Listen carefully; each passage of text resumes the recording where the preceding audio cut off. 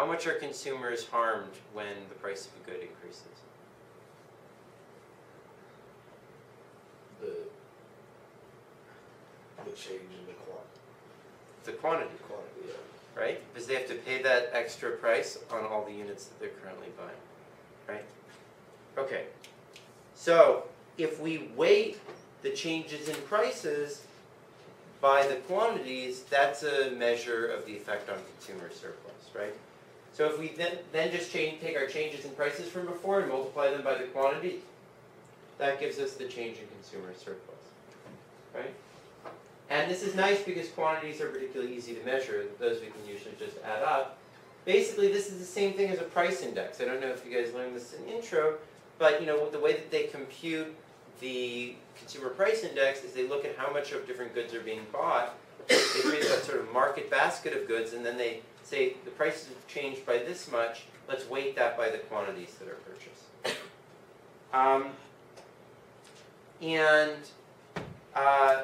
We can also do a similar computation for social welfare by figuring out how much the quantities change and multiplying that by the markups.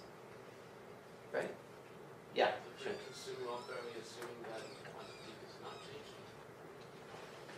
change? No, we aren't assuming that quantity does not change, but remember, by the envelope theorem, that's not relevant to the effect on consumer welfare, right? By the envelope theorem, the derivative of consumer welfare with respect to price is just the current quantity. Whereas for social welfare, the change in social welfare is determined by the quantity, the change in quantity times the markup. Okay. So all this stuff is a little bit, lines of equations, but conceptually it's really just the same ideas as monopoly comparative statics. You have some change in costs, you multiply it by a pass-through rate, and then you figure out how much of an effect that has on consumer welfare by multiplying by the quantity, right?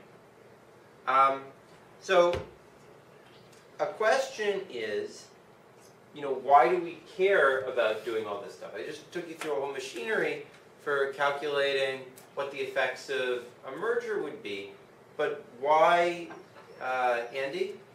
Is Andy here? No? Why does anyone want to say, is it important in the real world that we know this? Yeah?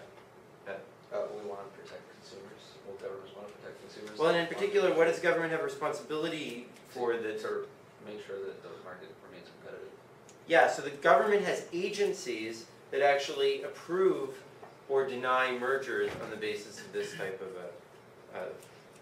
of an analysis, right? And so these sorts of standards are used in court and administrative procedures all the time to figure out whether companies are allowed to merge. Yes, Steve? When the prices went up, wouldn't that encourage other firms to enter the market? And yeah, we'll talk about that in a bit, but that's a good question, yeah. Okay, so this is why we need to be able to predict these things. So in particular, in the United States, there was the second Antitrust Act that was passed during the 19-teens.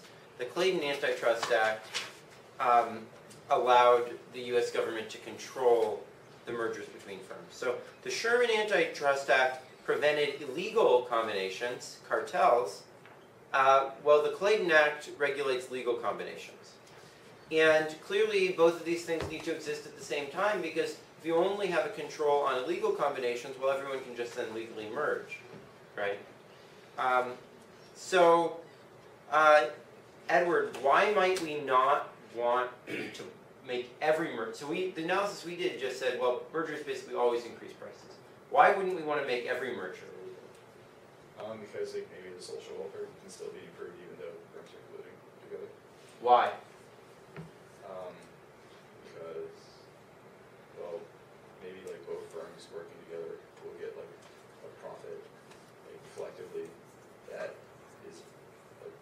Well, that's true, but if they're taking that from consumers, that's not very good, right? Because we know that they'll tend to increase the dead weight loss by restricting production. But you also talked about how the dead weight loss is sometimes very small. Well, that's true, but what do you see as potential benefits from companies merging? Perhaps they'll, I don't know, innovate or something, or? Ted, did you have an idea? Well, the firm that's being taken over could be going bankrupt and might not want it. That's, Might not want that's the definitely a possibility. Michael?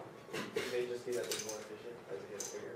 Yeah, so one thing is just either economies of scale, or even more simply, like the firm that's being taken over may be really crappy and inefficient, and the firm that's taking it over may be much more efficient and do a much better job running it, right? And so the government has to weigh off what are called efficiencies or synergies of a merger against the costs of the reduction in competition. Right? So for example, let me give you an example that AT&T and T-Mobile are merging, and I think a lot of people think this is a bad idea because it's going to reduce competition. The argument the companies make is, well, wouldn't it be nice if rather than just having the AT&T network and like getting reception in the shitty like places that AT&T actually is able to cover, that you would have like a broader network and actually be able to access the T-Mobile network as well, right? So agencies are thus constantly balancing these efficiencies against the anti-competitive considerations. So there are lots of agencies that are responsible for competition in the United States, but Jace, what are the two primary agencies that have the responsibility for determining whether mergers are allowed or not in the US?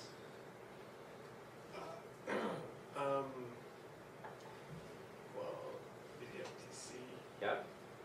and Yes, that's right, you got one of them. Does anyone know the other one? Yeah, Matt? oh, the SEC. No, they have sort of secondary responsibility in certain areas, but no. Anyone else know what the other main agency is? Yeah, Edward? Oh, you're looking, okay. Anyone else? It's the Department of Justice. So the Department of Justice, Antitrust Division, and the Federal Trade Commission are the two primary responsible agencies. And so what they have to do under the Clayton Act is they have to notify those agencies when they're planning to merge. And the agencies subpoena data from them in several stages. So usually they submit a first thing, then they do an initial screening, they allow the overwhelming majority of mergers, but then the 10% that are most problematic, they do what's called first request, which means that they ask for more details. Then they look through that for about a month, then they might go to a second request, and then they'll do 3 months, and then they'll come to a determination of what they think about the merger. And between these two agencies, they have a team of about 150 PhD economists, and a lot of interns, like you guys, who help to analyze whether these mergers should go through. The overwhelming majority of the mergers survive this process, but a few go to court. So, in some ways, the structure of the DOJ and the FTC is perhaps the most sophisticated single piece of economic regulation ever in the world. I don't know that there's ever been such a technically driven process of economic regulation. And it's been extremely successful, at least in persuading people that it's successful, and has thus been copied by many developing countries. So European Commission is actually now a major leader in this area, and many other Commonwealth countries are as well. So the United Kingdom, Australia, New Zealand, and so forth. Now, these institutions are usually more primitive and unstructured in the developing world. In many countries, there's not even a law against mergers. Peru is a leading example of that, and I've been working on trying to write one recently. In other countries, there is a law, but there's minimal infrastructure for enforcing it, and that means that there's basically no really effective control, even though there is an official law. Others have some structure, but don't have much economic expertise in administering it. So it's usually run by lawyers or people without much training. And then a few have tried to develop sophistication. So some examples of countries that have done quite well are China, Brazil, and Chile. But it's very heterogeneous across the world, And I think that while there's a huge number of interesting antitrust issues in the United States, and a lot of people work on it, I think one of the most exciting areas, which has not been worked on very much, is trying to get the low-hanging fruit. So in the US, we have very developed infrastructure, and the debates in antitrust policy tend to be over very arcane details of whether some particular practice might or might not be anti-competitive.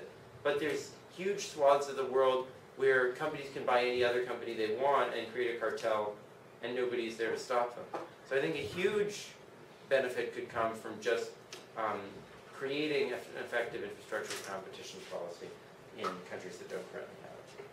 Okay. So the traditional evaluation of mergers was based on so-called industry concentration. And the basic approach here is to treat an industry, a whole industry, as if the firms were all selling the exact same product. So you can apply something like the Cornell model.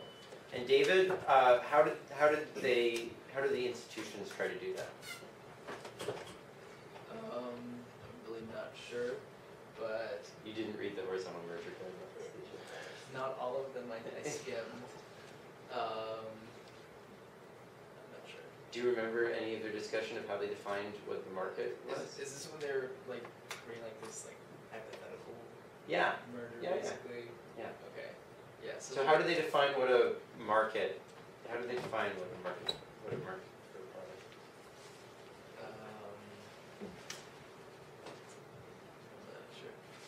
I'm not sure. Well, so what they do is they try to figure out which products are identical to the product that we're considering, right? That's always a bit of a tricky process. So they try to define a market. And a market is products which are close substitutes for the current product. And so what they do is they start with the two firms that are merging, and then they add progressively the closest substitutes for those products. Both in the geographic area, so if one of the firms is like based out of California, they're probably not going to initially add a firm that's only sells in New York. And based on the type of product. So Wild Oats is obviously more similar to Whole Foods than is Safeway, right? And then they're going to stop when they get to a market which has the following property, which is what David was referring to. So they're going to stop when the set of firms, if they were all owned by the same person, would have an incentive to impose a significant but small but significant and non-transitory increase in prices, which has usually been interpreted as an increase in price of 5% for 1 year. So this is a standard for determining when something is sort of defined broadly enough to consider it a market. And this is also referred to as a SNP. There's lots of acronyms in this area, as you'll be noticing. Okay. So then once we've got an industry, a group of firms that are all selling the same product in a relevant sense, then they tried to measure the concentration of that industry. And Max, what are the standards by which they typically tried to measure the concentration of an industry? There's just indexes. It's two German sounding names. Exactly. I think one of them begins with an H. Yeah, they both begin with an A. Okay. And but like maybe describe the index rather than just if you can come up with a name, that's great. But if you just want to describe it, do you remember how it works? Hirschman? Yes. Okay. I don't remember the exact mathematics of that. Yeah. Well, so it's called the Hirschman Index, and it's sort of the classic measure of industry concentration. So let's let sigma I be the share of the firm in the industry, market share. That's the number of units that it sells divided by the total number of units in the industry. Then the Hirschman Index is the sum of the squares of that multiplied by 10,000, not 1,000.